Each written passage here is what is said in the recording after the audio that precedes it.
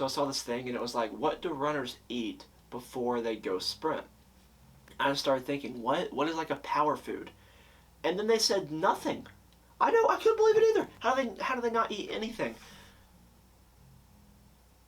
Oh, I get it. If they don't eat nothing, then they fast. That's good. What? Hello, and welcome to the Magician News. My name is Tyler Lunsford, and I'm here to give you some news. Why can't you just ever tell me that we're filming? It would just be okay. I'm excited to be here today. Let's just get right into it. I'm here to give you some news.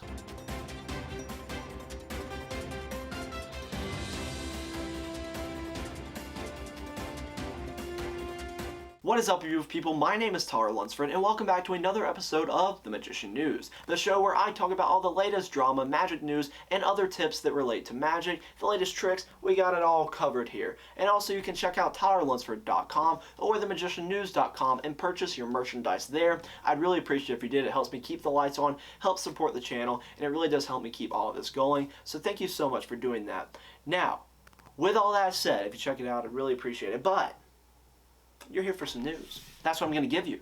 That's what we're about to get into. Let's start out on a happy note, because we're going to start talking about some new magic tricks that are out on the market. The Shadow Wallet is a revolutionary minimalism utility that is destined to be your new favorite everyday carry. The Shadow Wallet from D. Christopher and the 1914 is the world's slimmest self-contained index and peak wallet, even when loaded with cash, credit cards, and a one-of-a-kind custom gimmick and the special privacy filter. This allows it to fit in any pocket, even those on your tightest jeans, purse, or bag, enabling you to perform mind-blowing feats of mentalism at any time.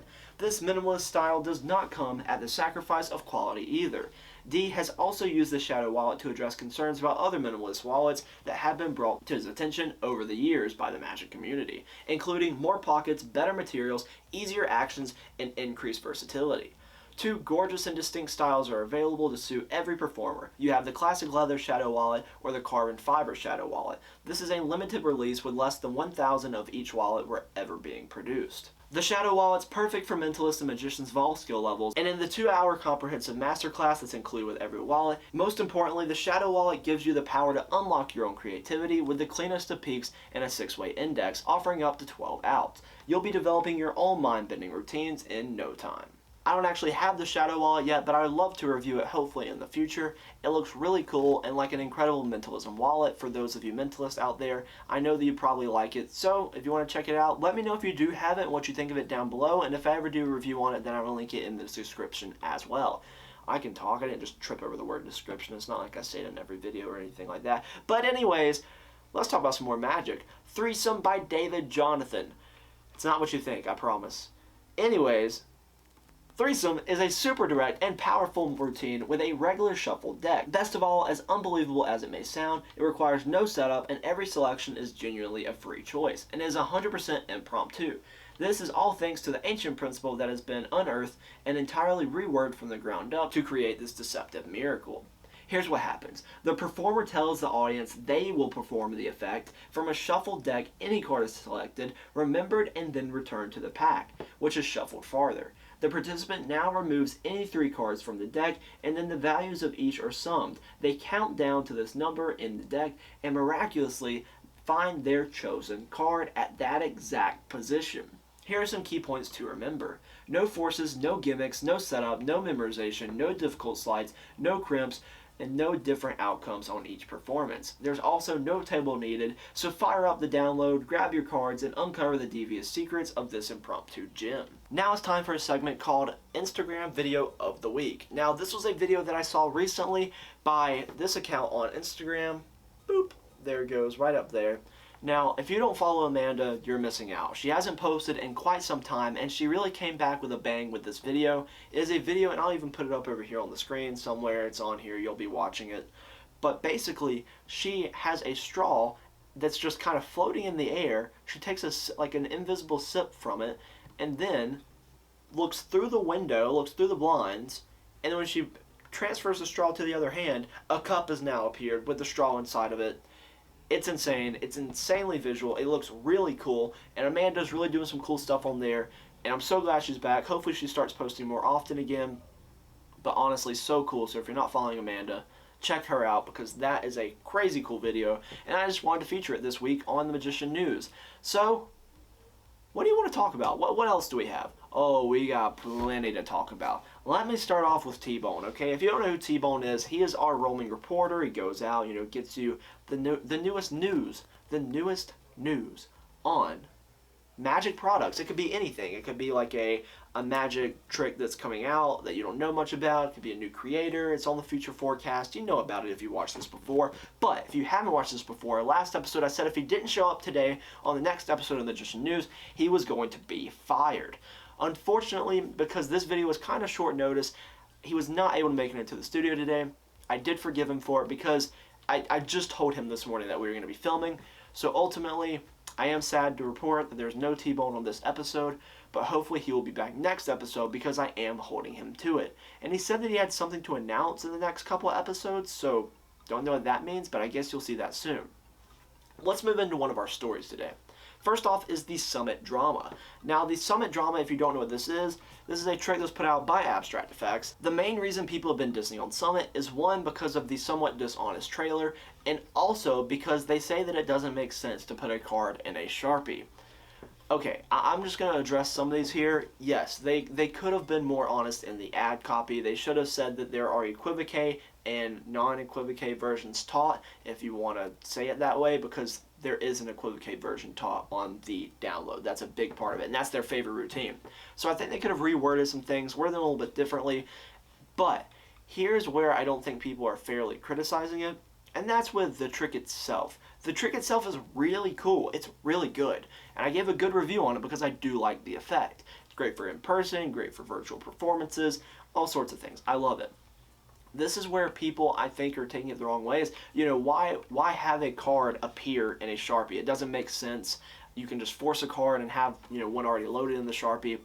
I love the moment of the spectators not even named, because even when they try to backtrack, they're like they didn't even know the card that I was going to name when they had the card in their hand, like fully. Ultimately, you know a good bit of information about it, but you truly don't know it to the fullest extent. So I just want to come on here and defend someone a little bit, but also rag on it a little bit, because they should have been more honest with the trailer, and certain wordings in the ad copy would have been a lot better. So I wish that could have happened, but ultimately the trick is really good.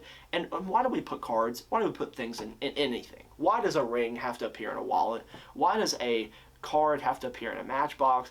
Why is a ring appearing in my back pocket? Why? Why is my card on the ceiling? Why did you feel the need to throw the cards at the ceiling? Things like that. So I don't think that's really that justified when it comes to Summit, but ultimately I do think Summit's a great effect, and if you've watched every review or the chat that they did with Murphy's Magic, and you still like Summit, then you will like it once you get it. Today we're going to be talking about something that is not the most fun thing to talk about, but it does need to be said, and I am going to be doing an episode of it on That Magician podcast. And it's going to be with a new co-host.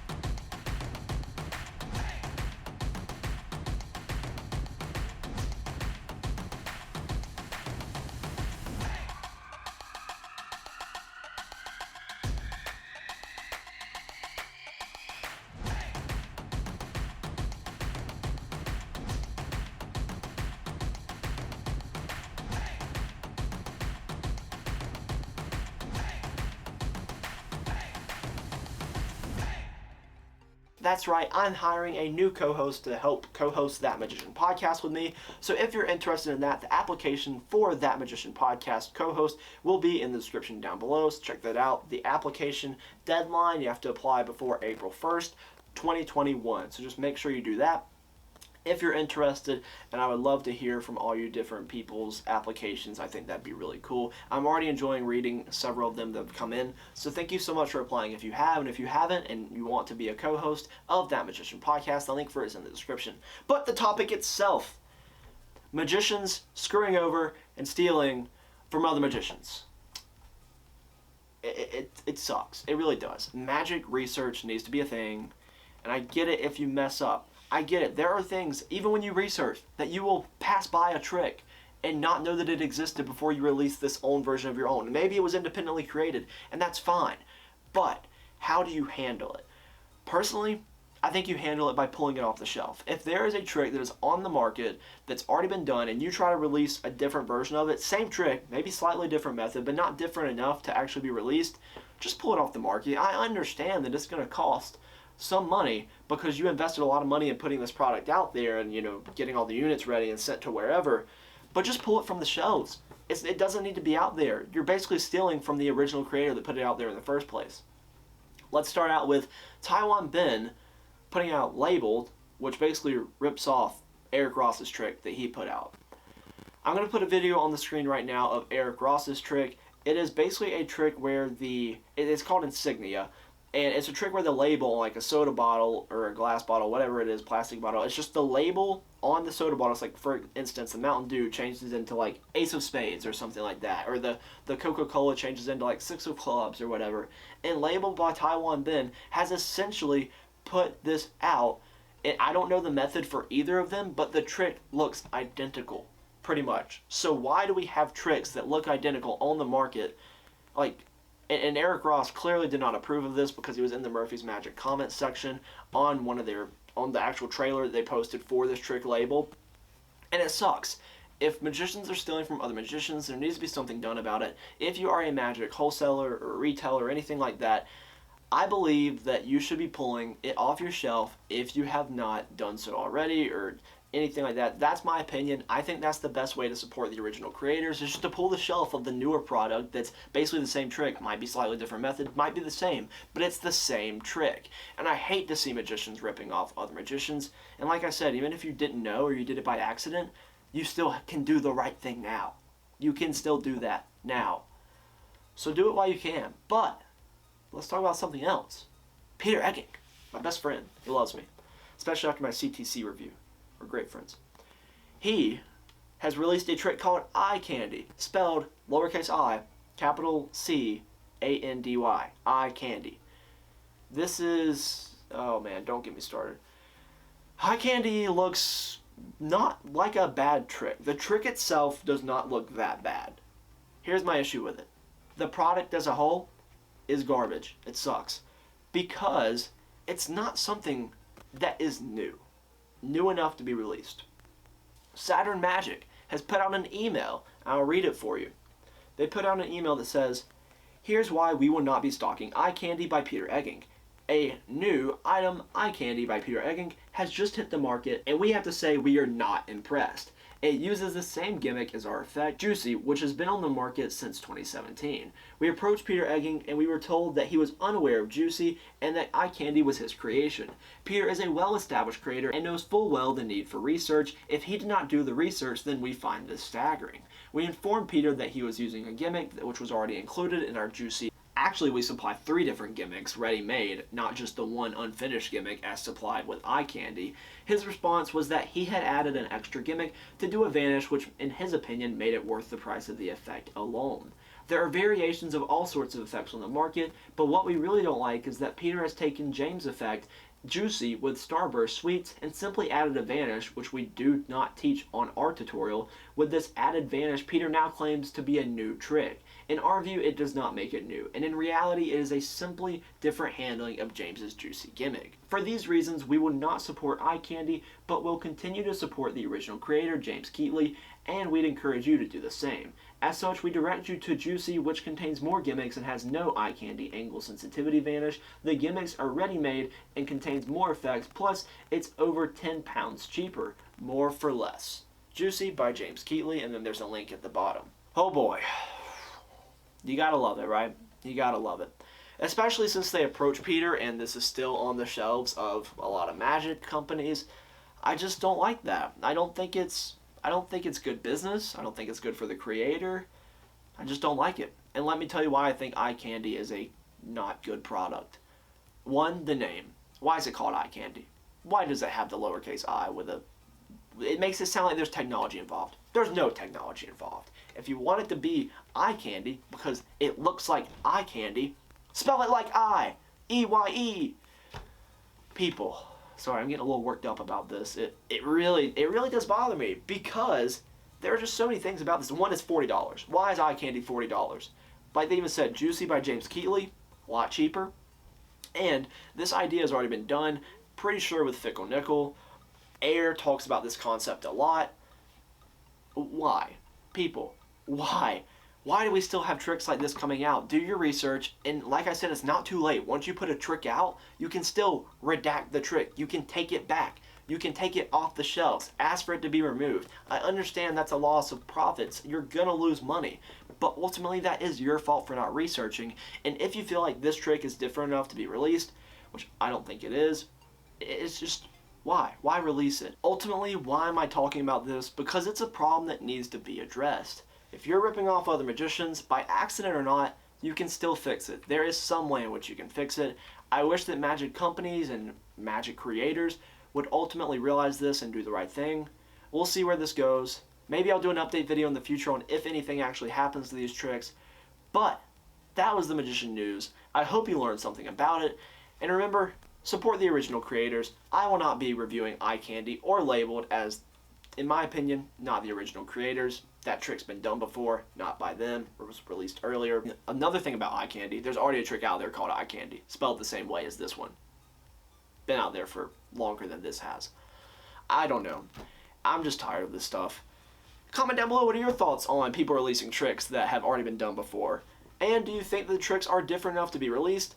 Let me know down in the comments section. I hope you got something from this video. Remember to visit TylerLunsford.com, buy some merch, or you can support me on Patreon. Some cool membership benefits there. I'm adding even more coming up really soon. So thank you so much for being here. I'm Tyler Lunsford, and I will see you in another episode of the Magician News sometime soon. See ya.